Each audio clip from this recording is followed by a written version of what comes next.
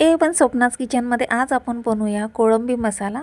यासाठी मी बारीक कांदा चिरून घेतला आहे, एक हिरवं वाटण तयार करून घेतलं। आता कोळंबी मॅरिनेट करून घेतली। आता कोळंबी मसाला बनवण्यासाठी पातेल्यात मी तेलात खडे मसाले टाकून घेतले। यानंतर मीठ टाकला, बारीक चिरलेला कांदा, त्यानंतर टाकलं टोमॅटो, सर्व मसाले फ्राय करून घेतले। आता त्याच्यात टाकणार आहे हळद, लाल मिरची पावडर, हे सर्व टाकून सर्व मसाले मिक्स करून घेतले आणि त्याच्यात गरम मसाला टाकला। त्यानंतर आता मी मॅरिनेट केलेली कोळंबी त्यात टाकून घेतली।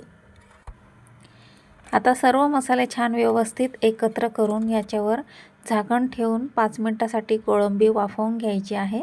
आता यानंतर मी इथे केला आहे एक हिरवं वाटण तयार केलं होतं आपण, ते या कोळंबी मसाल्यामध्ये मिक्स करून ते पण फ्राय करून घ्यायचं आहे। सर्व मसाल्याचं तेल सुटेपर्यंत कोळंबी छान फ्राय करून घ्यायची आहे। आता त्यात मी चवीनुसार मीठ टाकून घेतलं। आता पुन्हा व्यवस्थित एकत्र करून झाकण ठेवून घेऊया। पाणी टाकून 15 मिनिटं कोळंबी छान शिजू दिली आणि आपला कोळंबी मसाला तयार।